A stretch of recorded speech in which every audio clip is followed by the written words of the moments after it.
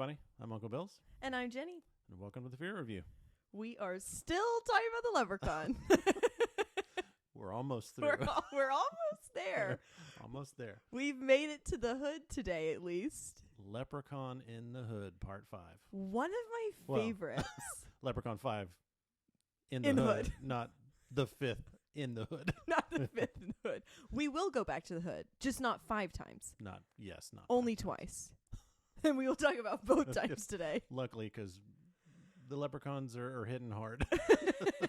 We're getting to a point of Leprechaun where I'm losing it. And I'm saying Leprechaun so much that Leprechaun doesn't even sound like a word. No. And I'm losing all concept of which movie is which and who is who. Where the Leprechaun ends and I begin. Yeah. Like it's getting really rough. Is it shilling? Shilling. Is that what it is? Shilling. It's getting to be a lot.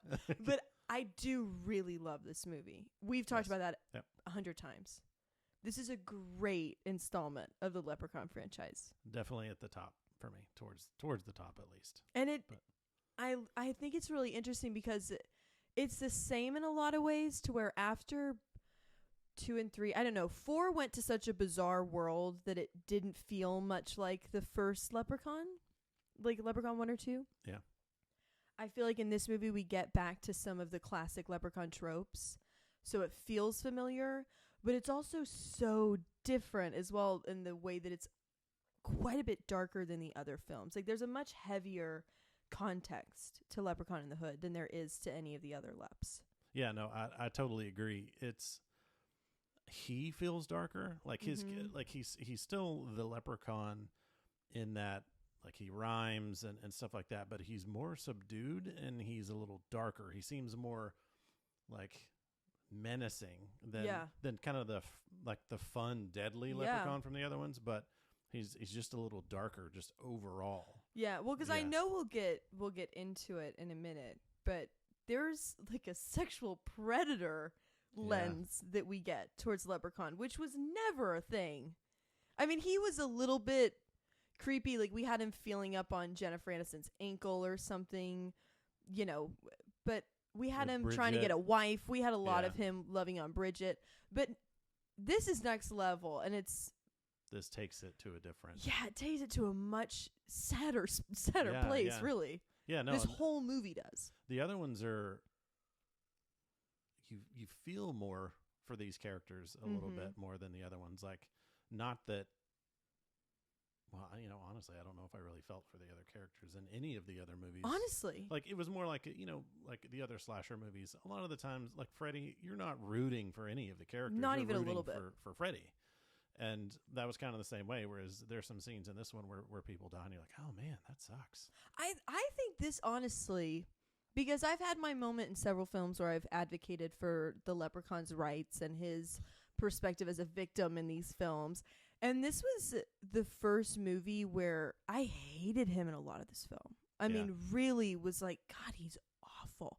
And the characters, and there has been good acting in other Leprechaun films, but this entire ensemble in this film are incredible. Like they really play their part so well to the point that I want them to live. I want them to thrive. And when they don't, it feels devastating. Yeah. And even, I think the only kind of acting that ever kind of felt weird was Ice-T. And I honestly don't think it was his fault. I think he just had some of the worst lines maybe, or had to do some of his part wasn't written as well. And I think it doesn't matter how good of an actor you are. If the writing's bad, you're not going to be able to sell a bad line that well. But overall, I think he did a great job. And I don't know how much acting he had done before this movie. I can't remember. And speaking of which, do you just know him as an actor at this point? Or oh, yeah. Girl, I couldn't name a single thing that Ice-T has done outside of acting. I thought about not that a today single thing when we were knowing we were going to film this. I was like just thinking about him, and I was like, you might just know him as an actor, like not. To be honest, if somebody asked me what I knew Ice-T from, and please, like, I'm sorry to anybody who's like an Ice-T lover, this would be the only thing that came to mind. I don't know much about Ice-T. I think he's in one of like like NCISs or like one of those like procedural cop shows. Oh, now, okay. They're in the he's done vests. other movies and stuff like that. They're in the commercials with the vests on. Yeah. I don't know anything about those. I know Criminal Minds. They wear vests in that show. Maybe it's Criminal Minds. Maybe. I don't know. That's not Criminal Minds. I know he's in one of those. But well, I wouldn't know about that, but I do know about Lep in the Hood. Yeah. Which I think is going to be funny because Aunt Amy sort of walked in and out as we were watching this movie, and we're sitting here talking about it like, oh, the acting's great, masterpiece, emotional, moving, triggering, like it's coming of age film. And I think she came in like 8 or I was like, God, you in this movie. Like she cannot. I think she was even like, are y'all still watching this? She's like, I can't believe it's still on. She's like, this is one of your favorites. I was like, it's so good. I really like it. Well, you didn't get the setup though. You didn't see it from the beginning. You didn't see Postmaster P struggling to sell that fake Hendrix guitar. You don't know where he's come from. You missed a lot of the character build up, the story arcs, You didn't meet Queenie. Don't even. The nuanced performances. So let's get into it a little bit more. This movie starts off with what seems to be the exact same intro scene as Leprechaun 1. Of him, like the cutscene of him walking down the stairs. Like I can't tell if I can't remember if the audio over it is the same. Yeah, but it seems like the same one. scene, which is everything because it's the first time we've had a direct callback to the first movie like that, which is really fun. Yeah, and I feel like there's something in what like he does a whole rhyme thing and like kind of setting up the movie, and I can't remember what he says, but I feel like it was kind of more towards what's going to happen in Lep in the Hood, which is why I think maybe it wasn't the same, but it could be. But it's at least the same shot, which is fun because especially when you watch them back to back to back to back, like we did, it's so clear. Like it's the same scene. Like it's the exact same one. How fun is that? It's him walking down the stairs. I know what's going to be funny is we're going to talk about that, and we've been talking about it, and there's not going to be. It's a completely different scene. Completely different. It's not even Warwick. It was a stunt double. Yeah, it feels like it is, though. I mean, I guess that's the thing. And then after the fun, like, callback to part 1, we then see we're set in Compton. And now Lep has done everything. We've seen him in a lot of different areas. Compton's completely uncharted territory for him, as far as we know. But it almost seems like it could even be the same Leprechaun from part 3. Yeah. Because he's introduced in this movie in the same way, where it's the exact same statue with the same medallion, except this time we have Ice-T and his friend who come across it. Yeah. Well, yeah, because like 3 was like in the 90s. No, wait, 3 was it like in the 90s, and when they find him in this one, it's like the 70s. It is. I forget that was in the past. Yeah. When we go and see him finding the statue. Yeah. So, and then when they, I don't think it is. Because I like the idea of it being the same Leprechaun. Yeah. That's like in the statue. He looks so much, but yeah, he looks so much different than the one. And I think like he's got like longer hair, like his face is even kind of darker. His and more makeup's like a bit and stuff. grosser. He definitely looks more weathered in this movie, but it's really good because no offense to Space, we love Lep in Space, but his makeup is not done as well in that movie. Yeah. It's just not. Yeah. I feel like I remember it being green with like gray dots all over his face. Yeah, definitely. Like for texture. Yeah. And in this movie, it's like his hair, like he's got Pantene conditioner, Olaplex system, and a full beat on. And I totally know what all those things are. I know you do. We can tell by the shine and the thing that's in your hair. But I think this is the first time that we've seen a Leprechaun be brought back in the exact same way as another film. Yeah, and it looks like the exact same statue, I think. Same statue, same medallion situation. Yeah. But this time we have Ice-T and his friend. And they're just going like looking around for stuff. Yeah, I think he makes the comment of like, the gold better be down here. Yeah. Or there better be something down here. And then they get down there and they don't find it at first. And then But Ice-T finds a flute. Yeah, because I think he pushes him through a wall, his like friend, and then they find it and they say, oh, and so and then Ice-T is very into just the flute for some reason. That's all he wants. Yeah. And he gets the flute. The friend, obviously, as anyone would, goes immediately for the massive necklace on top of a Leprechaun statue, which, as we know, for Leprechaun 3, brings him to life, where we have a great performance of storage, of showing how to keep inventory. I don't. Yeah. Well, first, because that's Ice-T, but first he kills the friend. I can't remember what his friend's name is. I can't remember if we ever know. Can't either. I don't even know if he says his name. Because we have the Lep goes to fight his friend immediately, who took the medallion. And does he pull the comb out? Or yes. Is it a guy? So he walks up behind the guy who's like messing with the gold or whatever, and pulls the comb out of his hair because it's just kind of sitting in his hair. And then the guy turns around and he stabs him with the comb. Stabs him in the neck, which is the first of many. And this one is a little weird. I don't know if it's like budget, I think is what it is, where we don't actually see the kill. Like we see him later, like come out like gurgling with it, like sitting in his neck. But we don't actually see it kind of cuts to Ice-T and like you hear something in the background. They spent so much on his new wig. Yes. They could not afford. They're like, Ice-T is too expensive. That's like we cannot. Ice-T negotiated the house down. the house down boots. And then if that's not like, that's fine. Love that. So then he turns to Ice-T to fight Ice-T, who pulls a baseball bat out of his afro.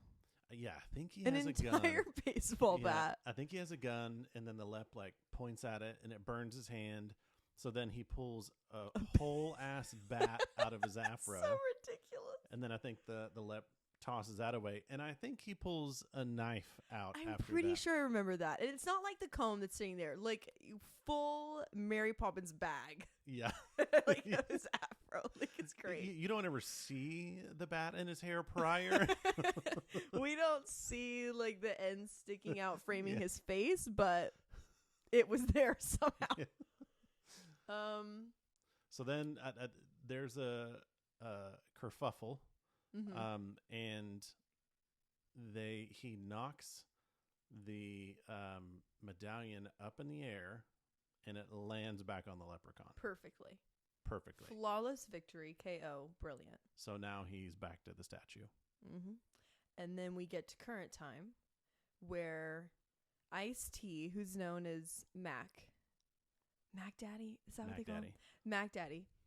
His last name though is it was called Onassis, and they're like, well, why Onassis? What's and they're like, oh, it's because back in the day he owned asses. Oh my god.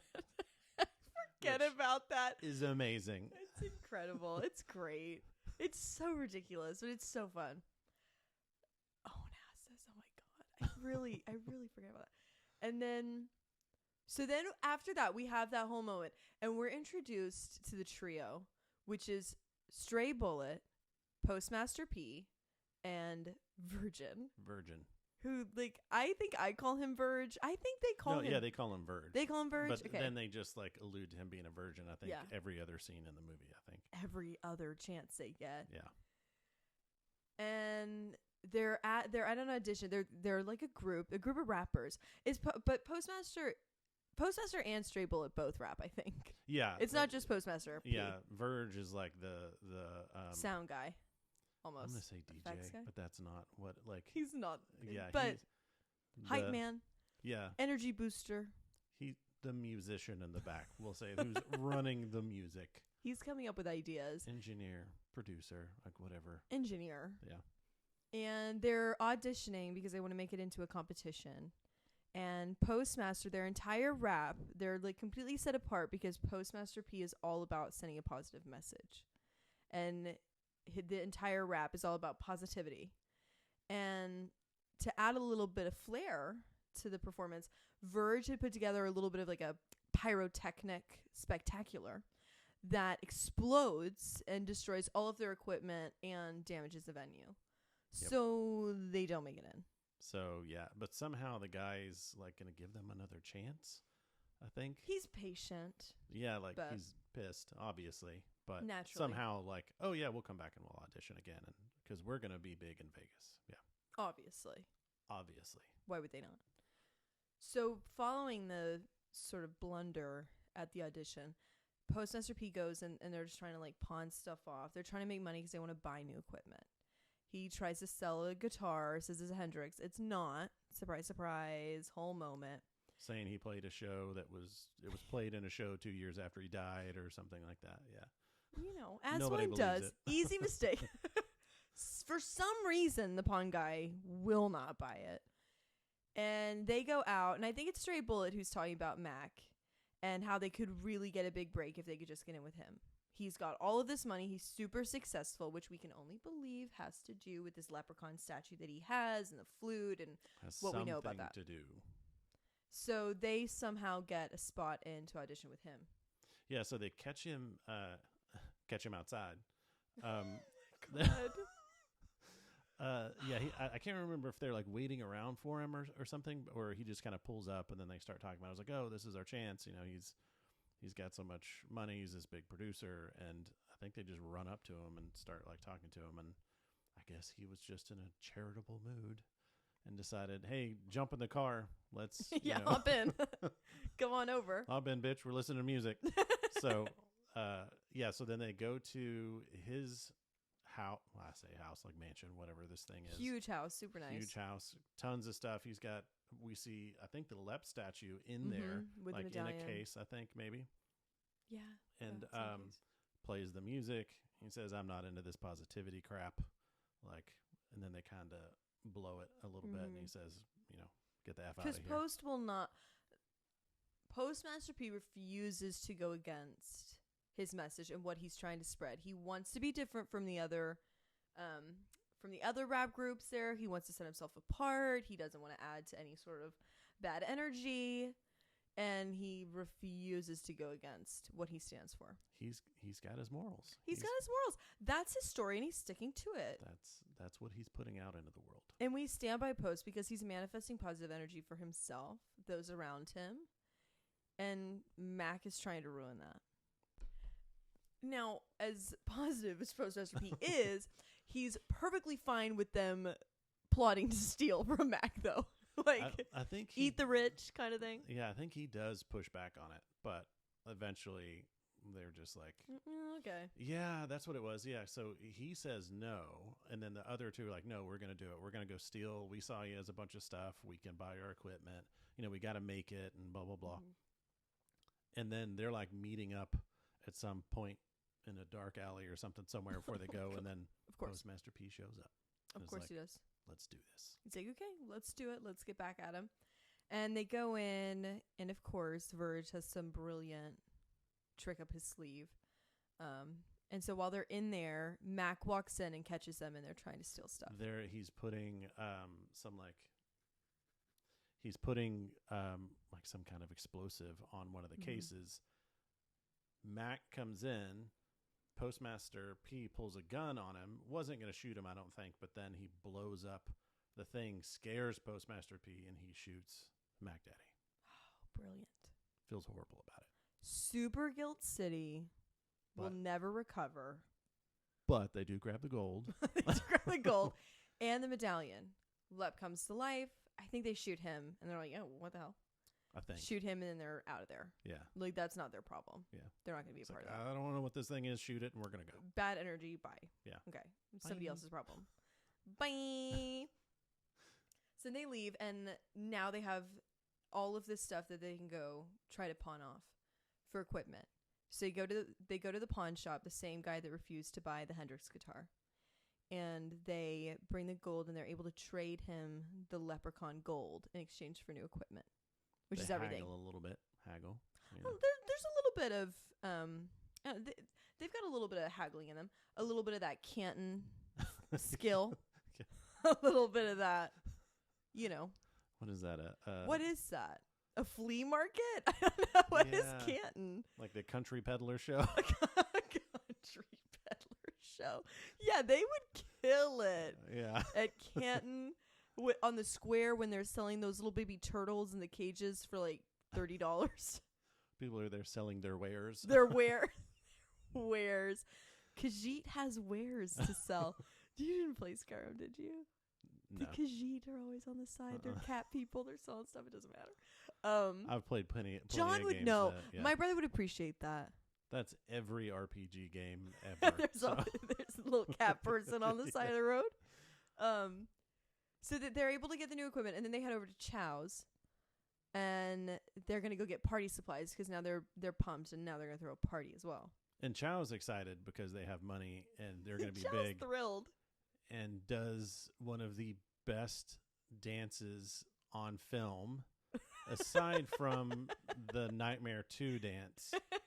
Like, is close, but like It's just great. does an amazing Chow dance. A master class in choreography. It's really next level. I think I've seen him on So You Think You Can Dance, maybe. Pretty sure.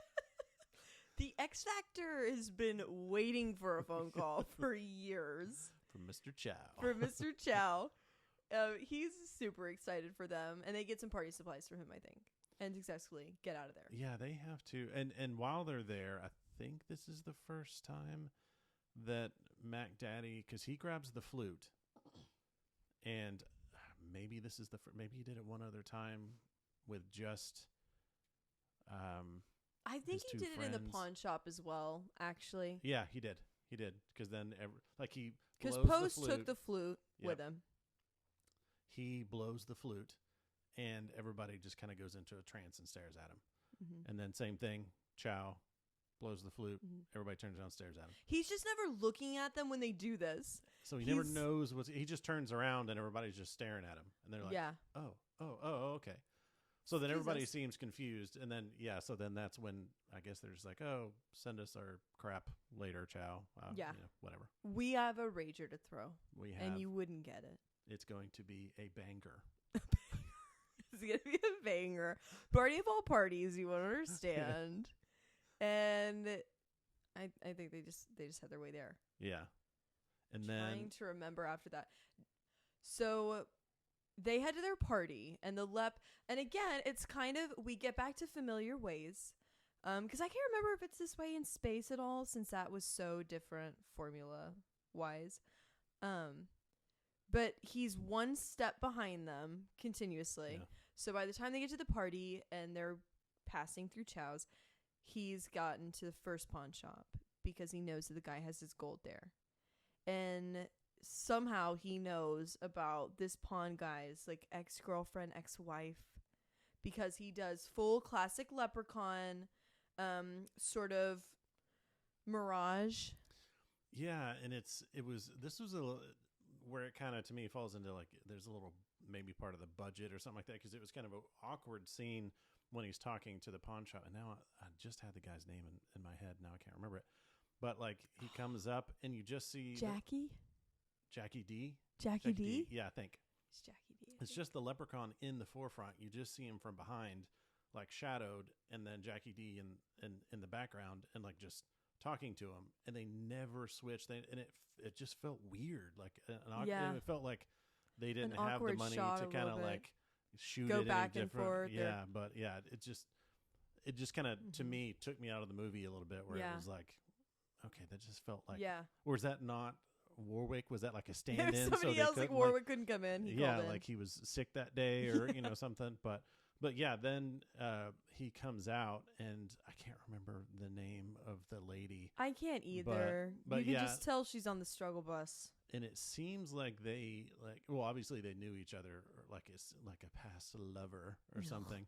Oh wait, I hate that word. Because then like they start making out, and he's like, "Oh, I missed you." They're definitely blah, blah, blah. a thing. They're like, she's saying that they could get back together, that she's missed him. But like then she starts like I think melting or something a little bit, yeah. And then I think she kills him off screen. Yeah, then we get the first death scene. Yeah, just like a scream or something. And even this, I think, immediately set a more depressing tone, because we've seen the Leprechaun do this whole pretend to be somebody else, and it's always some hot girl that he pretends to be, in some bumbling horn dog gratuitous like, type. Yeah, it comes over and it's like a fun death scene, but this is genuinely sad. Like, this is obviously a relationship that's failed. This guy's so excited to see her and really wants to make it work. Like, he's so glad that she's come back. She seems like she's really been struggling, maybe like on drugs or something. She looks messy the house. It's sad. It made me sad watching them because he was like, he looked so excited to be back with her again, and it has never been that way when the leprechaun has pretended to be somebody else. He's never had this sort of emotional pull. Now, we can't overdo it too much because they start like making out. They start making out. So we may be overdoing the It's love not, there too well, much, but like but it felt like he wanted to it's a bang more than he genuine wanted to do thing. anything else. But they had obviously been a thing before. Yeah. It's completely unlike any other time that the Lep has done a Mirage. Yeah. Well, no, I agree. Yeah. And it's automatically more sad than any of the other times. No, I mean, should we start bringing tissues in here for you? Or? Look, I'm just glad I wore my waterproof mascara. It's really so much. It really is. I love it because like it's really not that deep or sad. It but just compared going from Leprechaun in Space to this movie feels like such a tone shift. Like completely. I think that's what it is. Really, is it's such a different. Yeah. Relatively speaking, compared to the franchise thus far, it's a sad moment. And I think what it is, I'm trying to remember, like he raps like he used to, and raps. Oh my God, He rhymes like he used to, but I don't.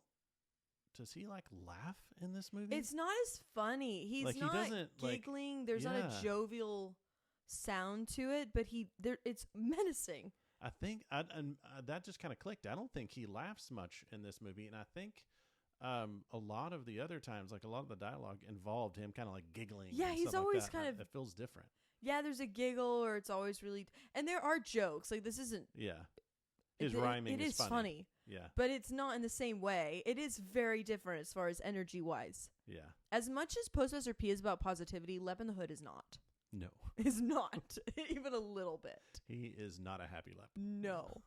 So we get our first kill, and I think it then goes straight to the party, or he might even catch up with Chow at this point. Yeah. So yeah, I think they go to the party. Yeah, and Max shows up. Max shows up with his bodyguard, and I think they just kind of. I'm not sure that anything really happens in this kerfuffle. I think there's this sort of moment, there's a struggle, then the trio gets out and they all head to Queenie's house. I think it's Queenie. It might be Queen. It's either Queen or Queenie. I feel like it's Queenie. It's a drag queen friend of theirs, and they go to stay with her. And I think it's at that point that then the Leprechaun goes and finds Chow. Actually, but he also talks about he wants money to be able, for them to be able to stay the night, because he was like, because I want my surgery. So this may be our first trans. Our first trans representation in a Leprechaun film. In the Lep series. Yeah, he does. I forgot about that. Yeah. So maybe Queen's not a drag queen. Yeah. I guess I just immediately thought that when they were calling her Queen. Yeah. Like I figured they were just like they couldn't come up with a clever name for a drag queen, so they just called her Queen. Yeah. I forget that she mentions getting the surgery. Yeah. Which then makes up because the boys end up cross-dressing. So we have Queen, who's gender fluid, maybe? I don't know, transsexual. At the least. Transgender. Is transsexual and transgender, that's really different, isn't it? Yeah, we've looked this up, and I forget. So we have Queen, who's transgender, obviously. And a good friend of theirs, I can't remember whose friend it is, but they're all friends with Queenie. Because they're like, we need a safe space to stay. Whoa. As soon as they decide they need to find a safe place to stay, they go to Queenie's. Oh, you're saying they're a friend of Queenie's. I thought you were saying there was a friend of Queenie's there. I don't know. Like, I don't know which one of them is close to Queenie. They know Queenie. But they love Queenie. But as soon as they get there, Lep catches up to Chow. Again, just like one step behind. Yep. And strangles him to death. Yep. Another poor like Chow off screen. Just like all you see is like a zoom in of his hand on his neck, and then like 3 seconds done. Poor Chow. Yeah, and it's like it's just weird, like not seeing like these deaths. We've always had such a grandiose, like gory, over the top death scene in these past films, like whether it was Mitten Hand or Like- that coffee guy. Like Loretta offhand blew up. Like, Loretta Longboob exploded. so we go from that to like barely sing. Now I don't know if it's like Offhand strangle. the director was a fan of Hitchcock. Like like less is more. I don't know. I but really hope this movie didn't take inspiration from Hitchcock films, and if it did, they don't need to say it. Like, just don't say that. we're gonna need you to explain that connection. Then we see it. So we've seen Postmaster P play the flute a couple of times. We see him play the flute again at Queenie's house because he's chilling outside. He's feeling really down. I mean, they tried to throw a party. Mac ruined it. He goes outside, and they had been performing at a house party. Queenie threw a party. I think as far as I remember for them. No, it's like, And so they they went down performed there. I for think they were practicing or outside, and like one of the neighbors comes out and was like, "Shut the hell up." Shut so then they go inside, and then he, for whatever reason, pulls out the flute, starts playing it, and notices the neighbor come out and start staring at him. And was like, "Oh, I think that's when he makes the connection." Into it. Yeah, I think that's when they make the connection. So then they're playing, and like the whole neighborhood's there, and enjoying it. Now everyone's loving it. He's incorporating the flute, and they're feeling happy-go-lucky again. And I think after that, they're all excited, and it's like, "Oh man, yeah, this is gonna be it. We're really good. We're doing well." And that's when Mac Daddy's like, oh, not Mac Daddy, Postmaster P is like, "No, that's the flute." No, it's a flute. We suck. Yeah, and I think he has a stray bullet like cover his ears, and he blows the flute, and they see. Oh, they watch Virgin everybody turn else. around. Yeah, I forgot about that. You're Yeah. right. So Postmaster P realizes that they have no appeal, but the flute is doing it for everybody. And then as soon as they're happy again, the Lep shows up naturally. and shenanigans. Period. And he rolls up, and Queenie is into him. Like, she's down. He's different for her, Yeah, but she's not opposed. I think this is the movie that I said I feel like I see him walk through more doors in this movie than any other Leprechaun, where it's a scene of a door opening and him just like slowly stepping in, Like actually, waiting for the door to open to walk through. Yeah, and He's not teleporting. Yeah, usually he's just freaking popping up everywhere. Or he's and in stuff. a cabinet. Yeah, and he's using doorways. He's full on knocking on the Yeah. door. Yeah. Ringing the doorbell. Didn't want to interrupt your party. Hey. But I think you have my flute. Like, Yeah. It rolls up. And comes in. I know he goes into the room with Queenie. But before that, like, has the line. Oh man. He's he like, does. and Queenie is like, "Oh, this. like I'm into you. You're just the right size." And he says, "I'm not here to play with fruit. Oh my God. I'm here for my flute," or something like that. And it was like, forgot about wow. that. I forgot about that. They Yeah. really did. Yeah. They really did. I But forgot about in- that. Leprechaun really did. In his defense, though, like, he goes in the room with Queenie. I mean, he does go in he there with takes Queenie. him by the hand and walks the Lep into the bedroom. He Shuts does the door. it so funny to me. Like, let Queenie just walk him into that room. Maybe he was down and like Queenie wasn't very good. Maybe he got performance anxiety. Oh yeah. I don't know how that works for leprechauns. I don't think he gets a lot of action. Like, I think leprechauns over nervous. 400 have that problem. Oh, I could see that being an issue. Yeah. He's like, I've got no green pills on me, girl. Yeah. Do you not have like a leprechaun grade Viagra, Queenie? Yeah. Because if Viagra. so, there's something we do. And the trio walks through. They hear stuff going on in Queenie's room. They look in, and it looks like Queenie is having sex. We think it's going down. We all hope for her sake and the Leps and their Listen, happiness. Both of their say. I mean, Like, get it. Lep's Period. been a freaking statue for how long now? For a long time. Has been Queenie a was literal into it. hard on this whole time. Oh my God, gag! I did not like that idea. Ew. we just watched Fallout yesterday, where if anybody's watched Fallout, they know Oh, what's his name? Maximus. Yeah. That's his name. Compare a boner to a pimple. Oh, bursting. And now, Yeah. like, as soon as you said that, like that ruined my life, and I went straight to like pimple lep, like diorama. I know when you first started, I was like, man, what was in Fallout? Fallout? But yeah, no. It's like, ew. There was a very visceral reaction between you and Aunt Amy when that happened. So gross. Like, what? Oh my god. It's so nasty. So nasty. So anyways, obviously, unfortunately, Queenie and Lep are not having a cute, intimate moment. No. He's killing her. Killing her dead. Killing her. Dead. Dead bang. I think like scratches her throat out. There was blood. Yeah. So I don't think it was your There's blood. normal strangle. No. Like he has been, There's a scratch or two involved as well. Yeah. But maybe that wasn't part of the strangle. Maybe that was part of Right. before all that. They call that foreplay in Ireland. I don't know. Let play. Gross. And the boys at some point see Leprechaun walking through, so they go to the bathroom. And Verge They run to the bathroom to get away. Hide. It's like, yeah.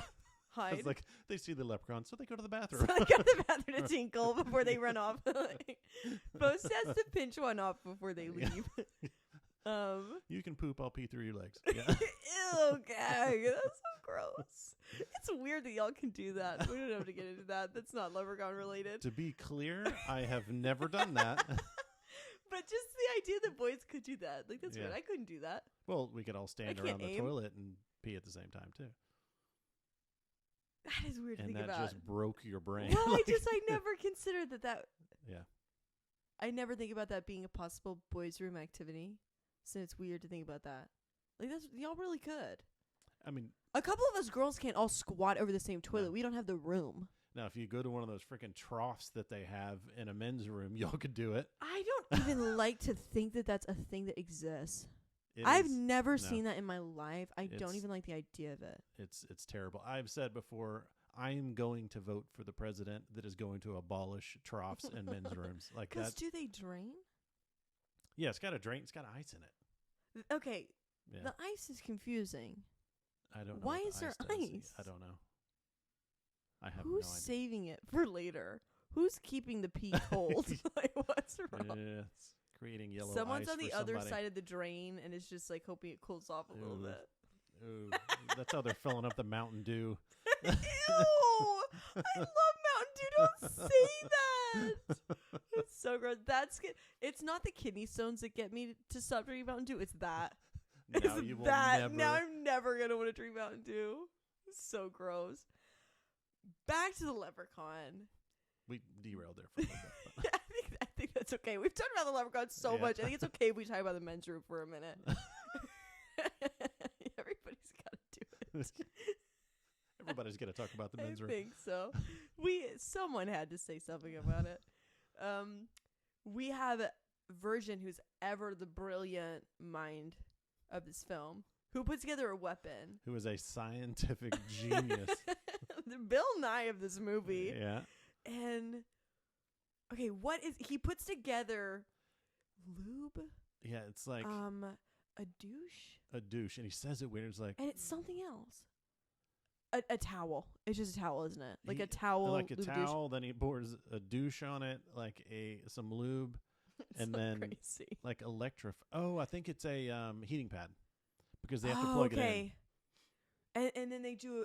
Okay, yeah, because they end up lighting the Lep on fire. Like the Lep comes in and they light him on fire with it. Yeah, because he's like electricity and water, lube, or it's like a great conductor will create fire or something like that. Lube, the great conductor, as we all know. Like, It seems very dangerous when you say it that way. Does not seem like something lube should be. No, that should be an anti-conductor, I would think. Hopefully. Fingers crossed. And somehow it works. They open the door, like have all the lights off, plug it in as soon as he's over the lube bomb. Yeah. And he catches on fire, then they're able to run out. They're able to get out of there relatively quickly. And then they go over to Postmaster P's grandmother's house. Yes. Who's very sweet. She's Very lovely. sweet. She's possibly my favorite part of this movie. Yeah. Because she's blind. That's important. It doesn't seem important yet, but it is. Yes. So they go over to her house. I don't feel like they're there long. No, I think she's like, hey, have y'all got do y'all need anything to Mhm. eat, sweetie? You know, that kind of They just grandma want to moment. establish this grandma that he has so he can feel a connection to his family. And then they decide that they need to shift gears and head to a church to get some real sanctuary going on.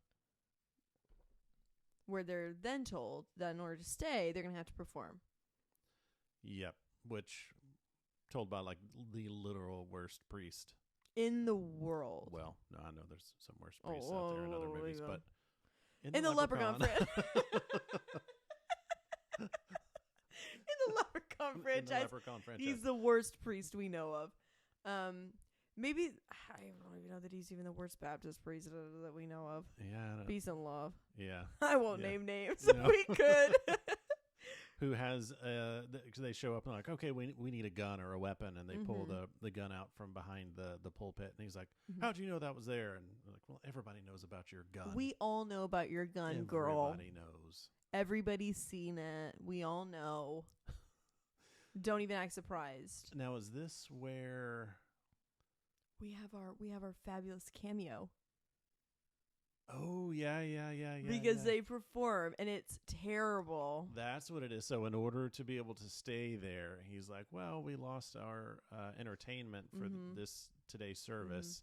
So the choir's not in service today. Something like that. And so they have to perform. And they bring out that flute. Everybody's loving it. And Coolio comes in. And Coolio loves it. I don't know how they got Coolio. What did Ice-T do to get Coolio into this movie? Which again, now we know where the budget went. Yeah, now we know why all of the kills are off screen. Yeah, because Coolio had to be in it. Because for Coolio 2 seconds. shows up, which is everything. Yeah. I love, it makes me like Ice-T and Coolio so much more that they just rolled them into this movie for 45 seconds. And they perform a lot. Well, I say a lot in the movie, but they perform quite a bit. This is one of the worst ones.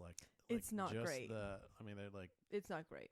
I mean, it was silly in the first place, but okay, well, and it's something like, I don't, Jesus don't know me. I can't. Oh, okay. First of all, the lyrics that they create in order to integrate Bible verses into their music, horrible.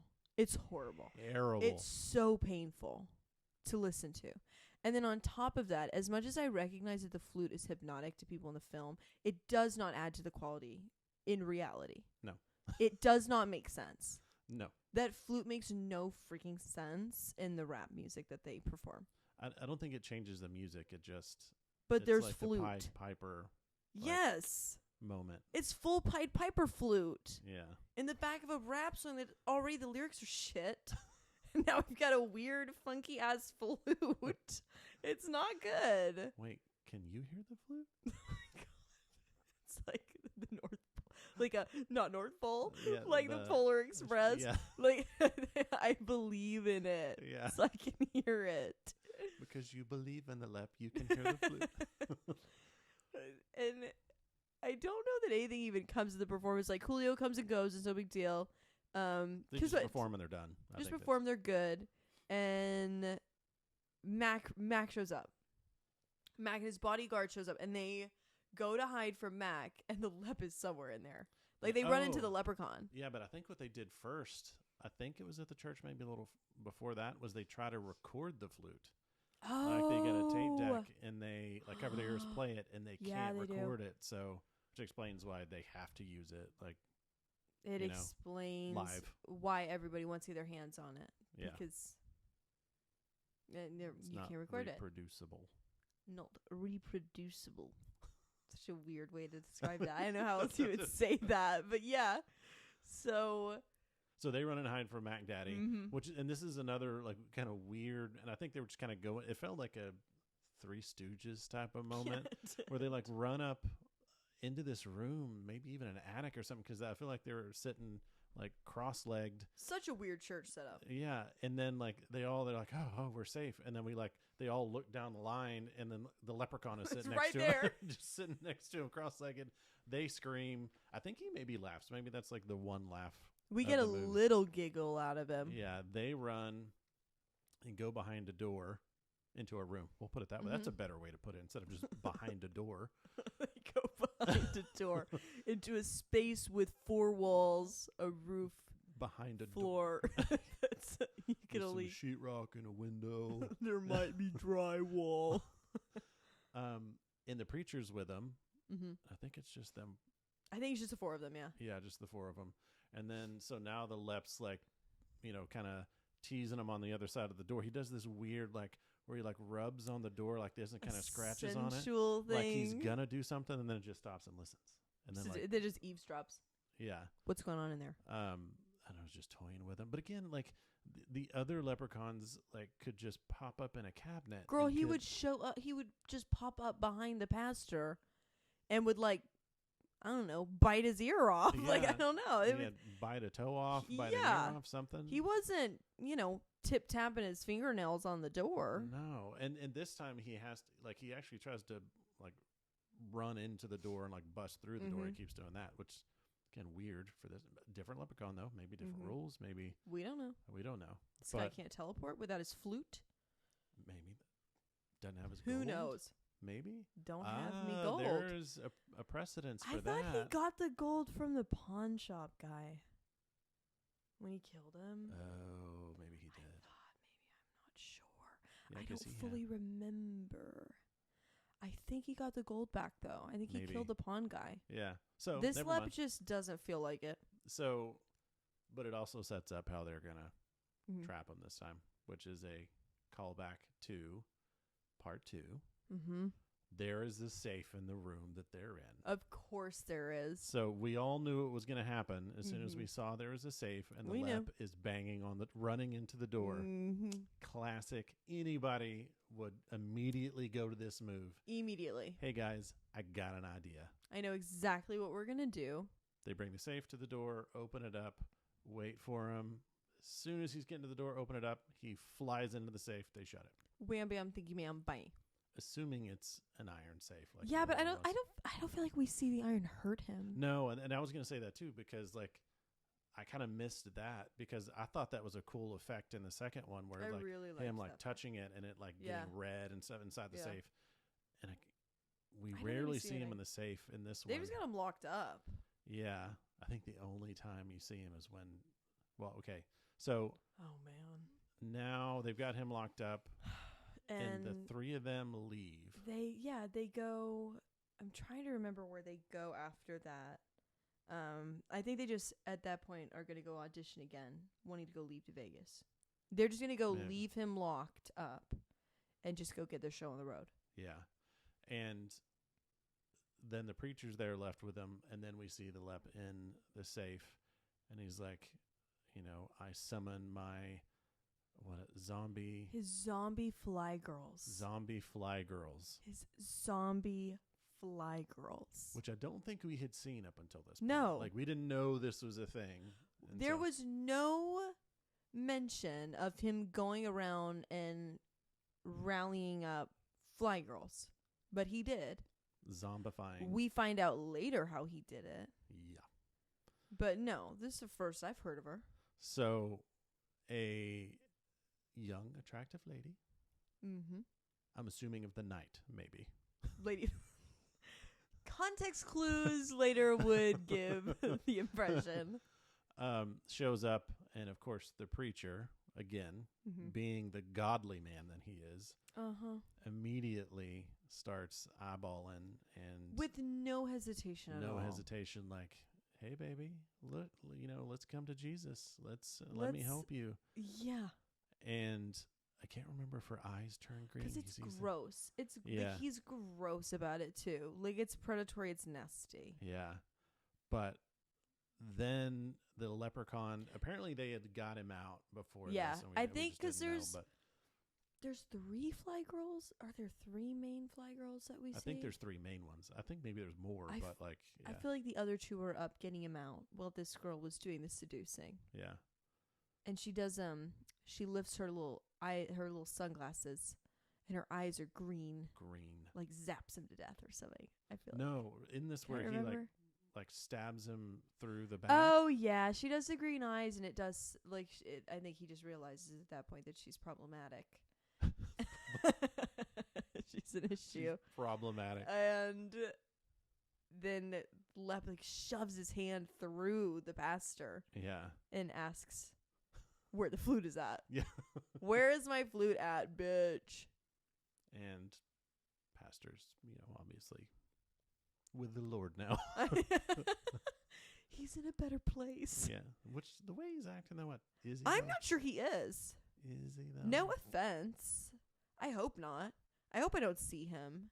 Depending I hope on nobody that gets up there, like, no. No.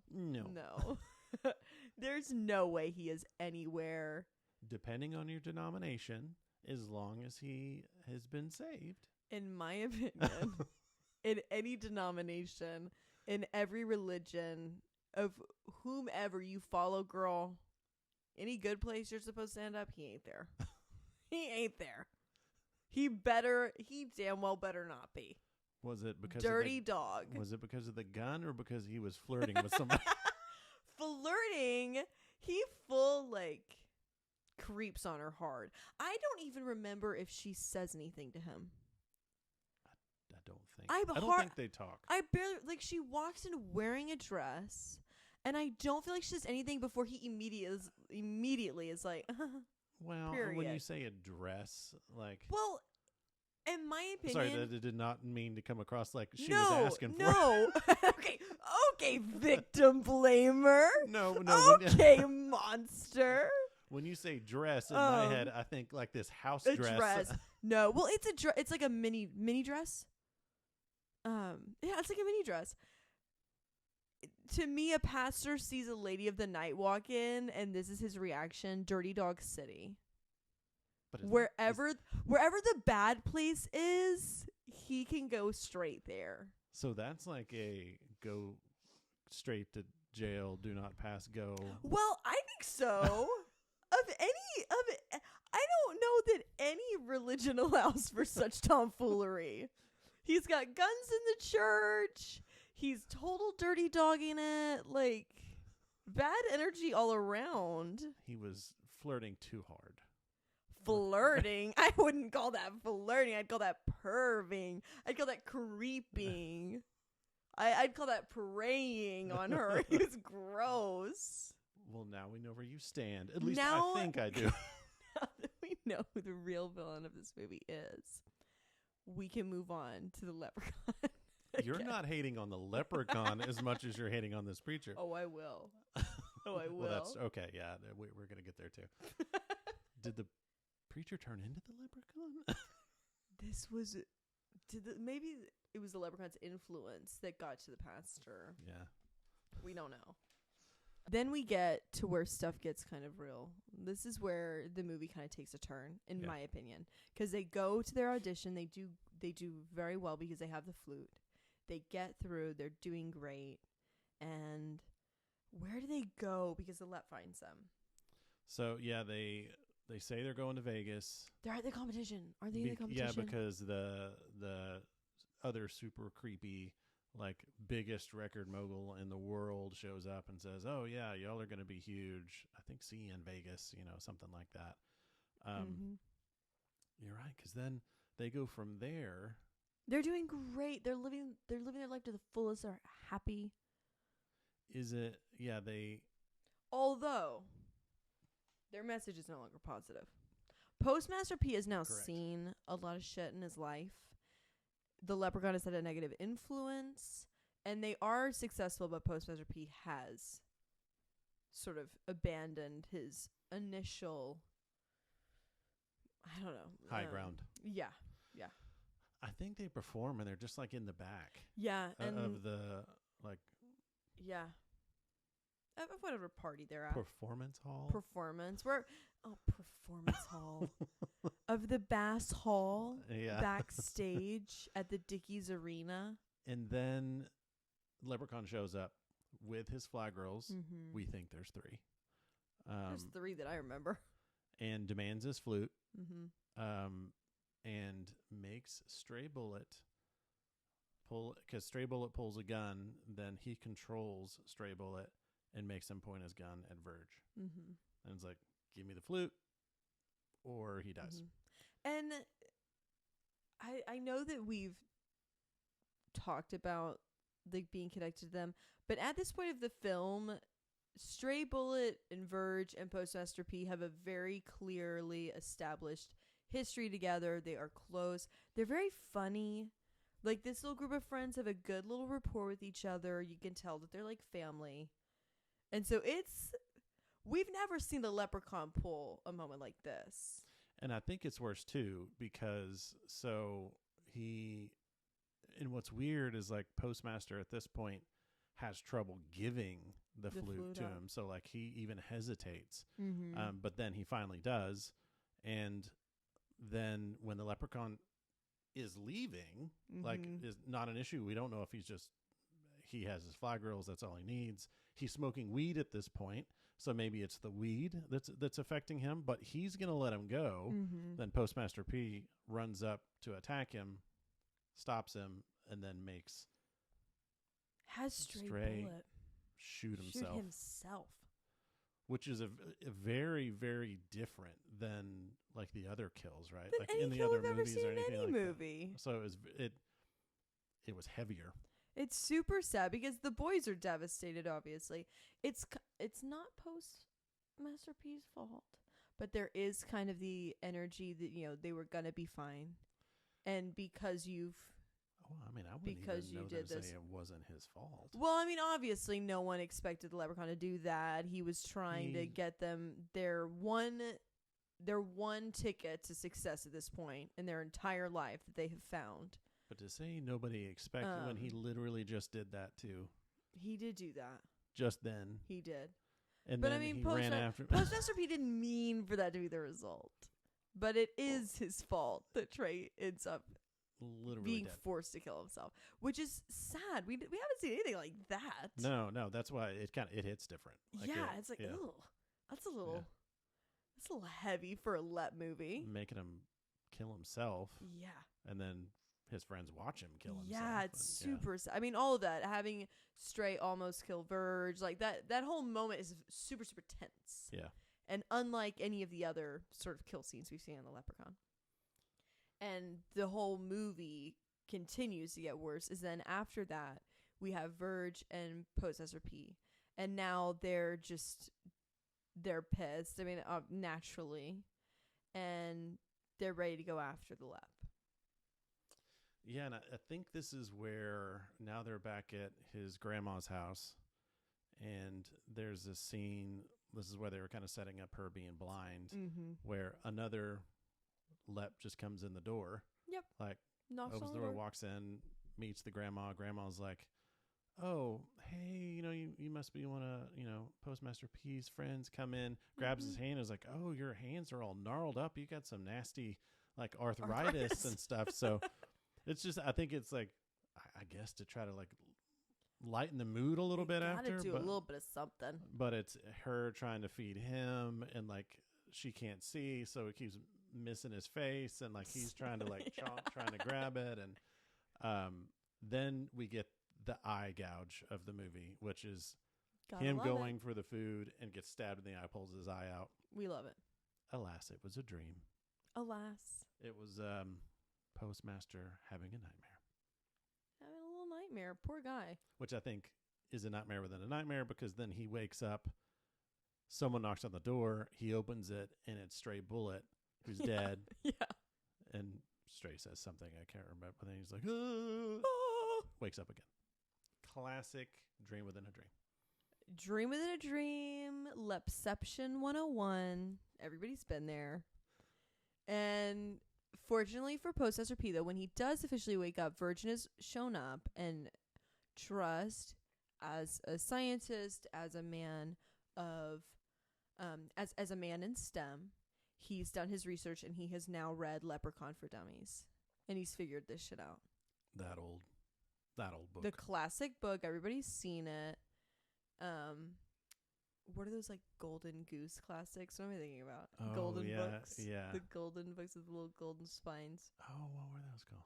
I can't remember. They're golden something. Yeah. They're like classic Yeah. children's stories. They're cute. And he has come up with a plan to put 4-leaf clovers into weed to then give to the leprechaun, which is brilliant. We love that. Apparently that will weaken him for a Mhm. little bit, which in the other movies That's the hope. they killed him. Leprechauns full on kill him. One was slingshotted into the back of his throat and he was done. Literally blew up everywhere. Yeah, but I guess maybe if you smoke it, it's different. Dilutes something in there. Yeah. I don't know the ratio of clover to cannabis. I don't know how you Yeah. make weed. I don't know what's going on. I don't know how you make clover weed. I don't but- know how you produce weed. how do you produce weed? I don't know, but that's the plan. And in order to get it to them, they have to go to Lep's like a Brothel. brothel, because This now harem it's of women. it's shown that he's become some sort of pimp, and he's got these girls. Like he's got like I keep wanting to call it a sex ring, and that's not what Yeah. it's called. Yeah. But he's got these women, and it comes to their attention that he is constantly, like, people are bringing in new girls for him to approve of to join whatever program it is that he's running. He does something. He has them do something. Oh, he touches them, because we see like later on in the movie like there's like a kind of a tagged on at the end where we see how he does it. But we see how he hypnotizes them. but yeah, so he's got this kind of harem of zombie fly girls. So they figure out the only way they're going to be able to get in is to Tu Wong Fu it. Tu Wong Fu getting complete drag, full dress, makeup, wig, and let me tell you, Postmaster P looks great. He looks great. Verge is not very convincing. He even dresses up like an old woman. He's not serving anything. No, and I think they even do it kind of in a way like those like action movies where you see him like strapping up and grabbing their gun, cocking things and getting their knives, sheathing them and stuff, and it's like a montage. Yeah. Well, there's kind of this scene of like from Tu Wong Fu, and maybe I'm just reading into it because I love Tu Wong Fu, of Wesley Snipes, like this zoom in shot of him like pulling up his stockings, and I always love that, like being seen him getting ready, and I feel like we kind of get some of that with Postmaster P. Like, it's super fun. It's great. Postmaster P looks great in a blonde wig with bangs. It's everything. He's got like a red dress on, red lipstick. It's great. With those bangs, he's banging. He's banging with the bangs. And so they roll up to audition to be, and they get in there pretty quick because they get the fly girls the clover weed. Yeah, that's right. When they get there, they have them smoke it, and they're like, "Oh, what?" And it completely breaks them out of their trance immediately. They're able to get up to the leprechaun, and shit's just gross in there. This is like the weird, like dark. This is where Leprechaun becomes the worst ever. Yeah, he like basically they bring Postmaster over there. He's like, "Come over here. Let me see you." Like he says some rhyme like, "I want to see you before I tap that ass." Ew, God, it's so gross. And he's smoking, and does he try to get Postmaster to smoke, or does he just smoke?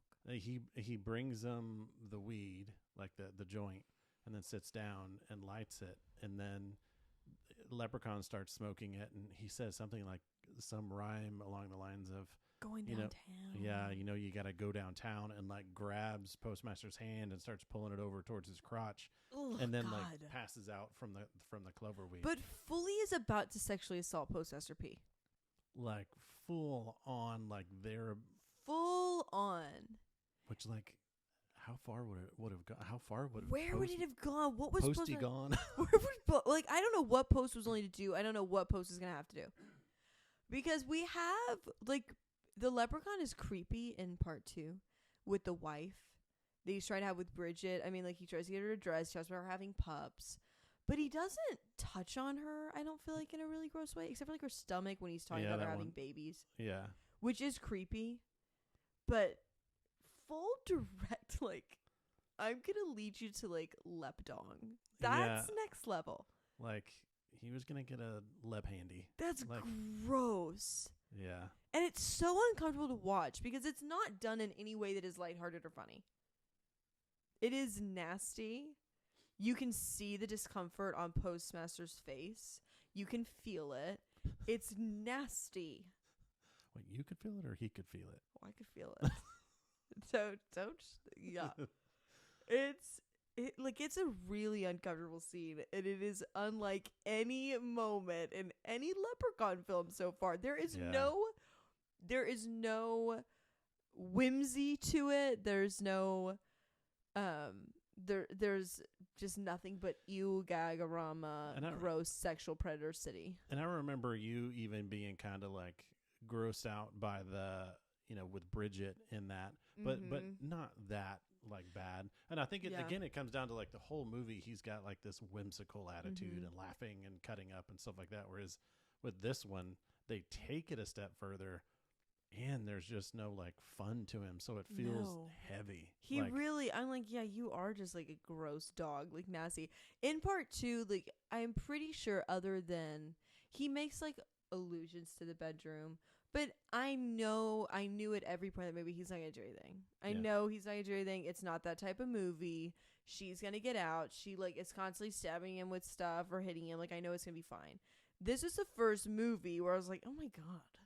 They gonna bang? I think I don't know what I'm about to see him do, but I think I'm gonna be like suicidal as a result. Like this is horrible. Like I'm gonna have to pop a Xanax. Like, this is awful. That lap dog's about to pop like a zit. Like oh god. Oh my god. Combine the two. So gross. It's so gross. Like it's the first time, like, in a Leprechaun film that I sat there and I was like, I hate Leprechaun. He's the worst. I hate him. I hope somebody shoots him in the fucking face. Which, luckily, I think this is, like, maybe 10 minutes from the end of the movie. We finally are getting to the end. Like, they get you down in the dumps, like, so you can get to the end. And that's not even it. Like, then you get down and Leprechaun's passed out. They're like, great, got the flute back. We can go. And freaking Mac Daddy's down there. And now he's running a damn muck. Yep.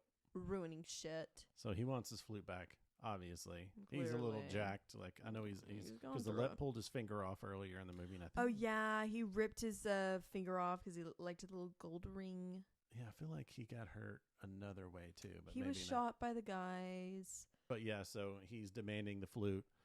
And then the Leprechaun comes up behind him. No.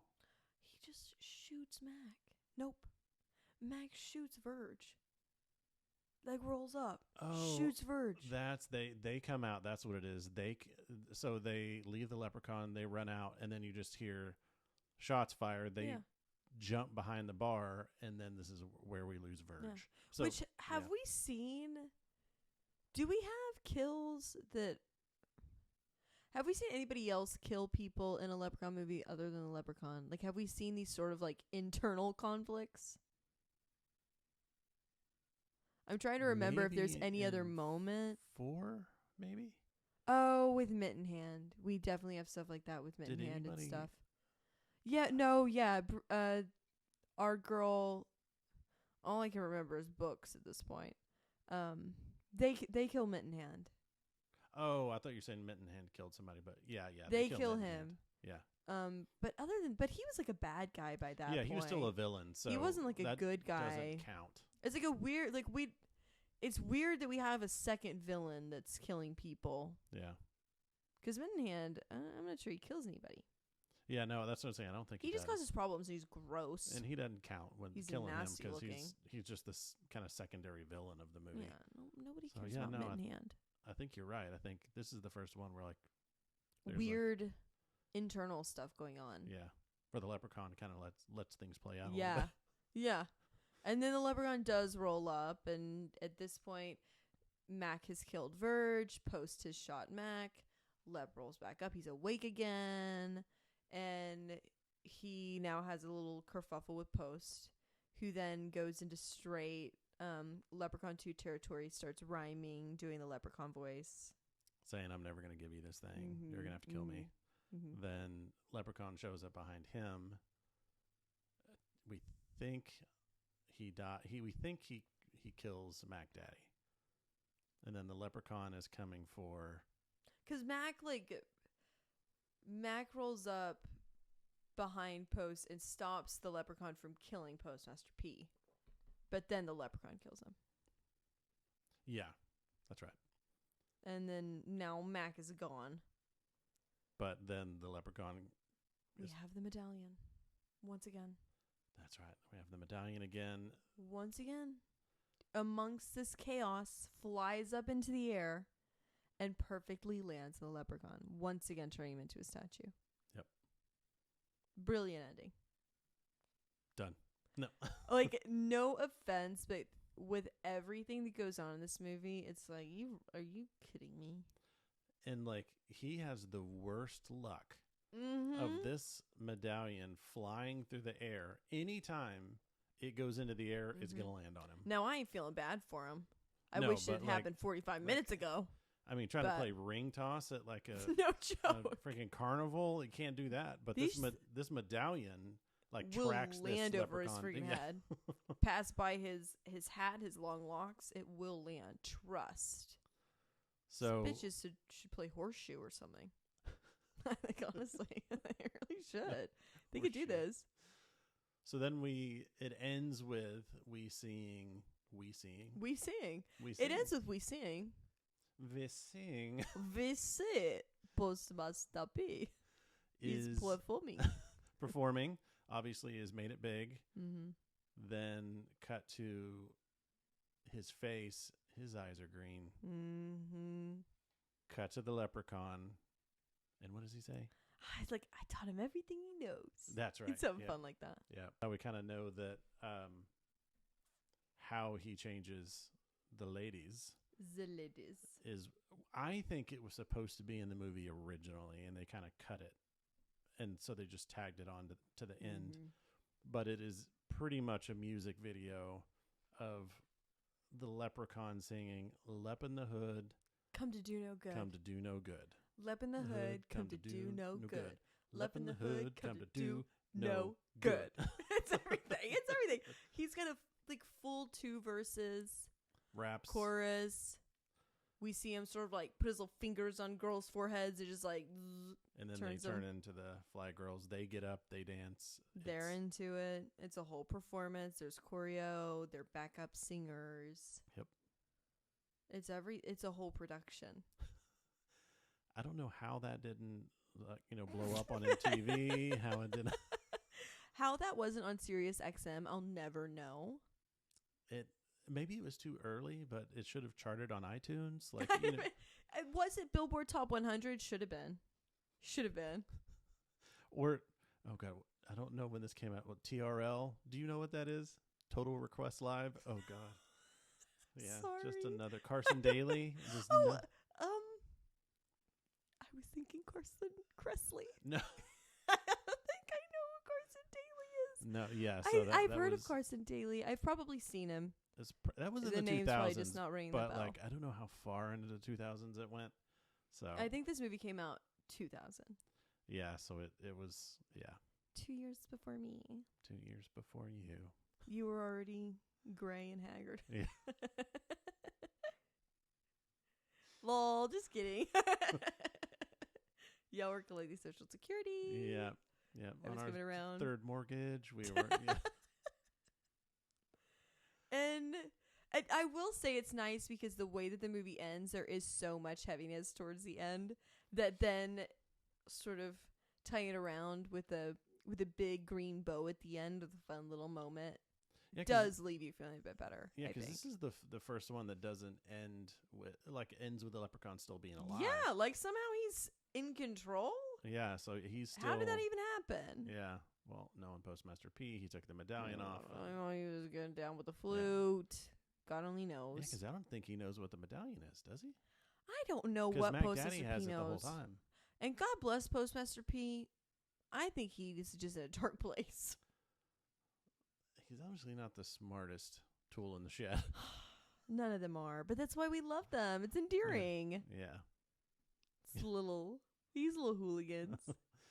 Little nerds. All that being said, though, like I said, this was one of my favorites. I think it was different. It was darker, like in good and bad ways. But like I guess because, and maybe because it is darker and it has those kind of deaths, that you feel for the people a little more and stuff like that. So I think they did. And for a movie that is called Leprechaun in the Hood, it is way better than you would expect it to be.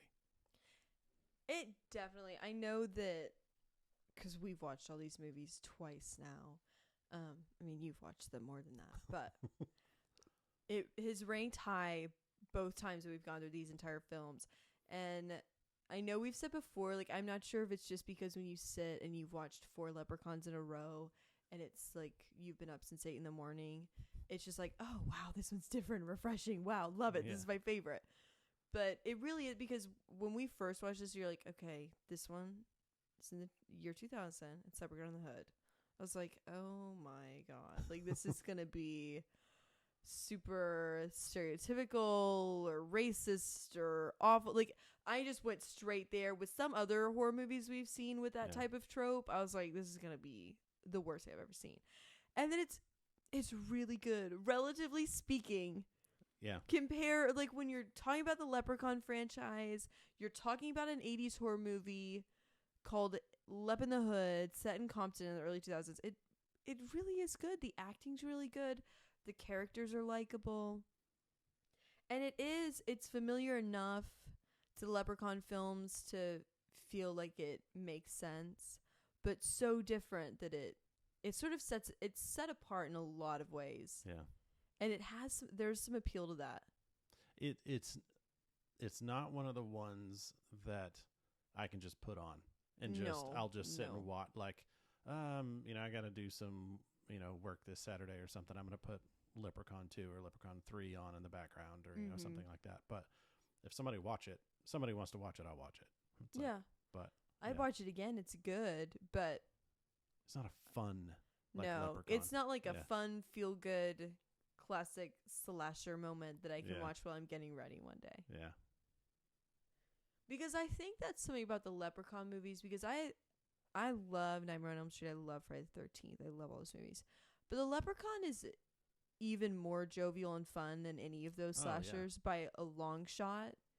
And so this movie is like, it's not as fun as the other ones are. It's really good, but it's not as fun like the other ones, where it's just an easy, quick watch. You don't even really have to pay attention. There's very little substance. It's just kind of gore and blood and green and fun, and it's definitely a lot different in this one. Who would have known it would have taken him going to the hood for him to get a little bit of substance there? A little substance. They had a point to this movie.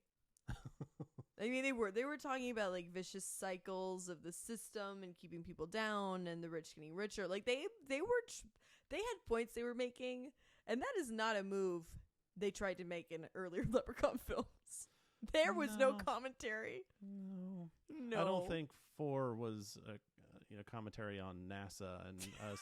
Space regulations. Space regulations or anything. They weren't talking about, like, the culture of Las Vegas or anything. Nobody cared. And it's got the most kills. I know we looked at it. There's 10 kills in this movie, which is most. We see 3 of them. Yeah, and we watched 3 of them happen. The other 7 are alluded to. Hitchcockian style. Hitchcock style. God, seriously. It really is. It's not like you said Hatchcock. Hatchcock style. Period. Originally, I think we were planning to talk about this movie and Leprechaun Back to the Hood. Yeah. But I think we're already well into an hour at this point. Yeah. So we're probably going to have to wrap this up. Yeah, I don't think we want to do another hour and a half to 2 hour episode. No, I don't know that the girlies need that. I don't know that we need that. Maybe we can talk about Back to the Hood and the remake next episode. Origins, yeah. We can tack Origins onto that. Like, we can tack Origins on anything. We tack Origins onto every episode when we're wrapping it up that we're going to talk about it and hate it. So we may not even need to do an Origins episode. At this point? Yeah. We've trashed it enough that I think we don't even have to talk about Origins. They know how we feel about it. Yeah. That one will be, I think, short enough that maybe even Ann Ames will watch the episode. She might even sit through that one. I guess that's all we have for this episode. Yeah. Well, thanks for coming with us to the hood. Yeah. Thanks for coming to the hood with us when we talk about the Leprechaun. And come back to the hood with us in the next episode. Come back to the podcast. We come back to the hood to see the Leprechaun again. Thanks for watching this episode. If you enjoyed it, hit like and subscribe. And tune in next time to The Fear Review, where the fear is family.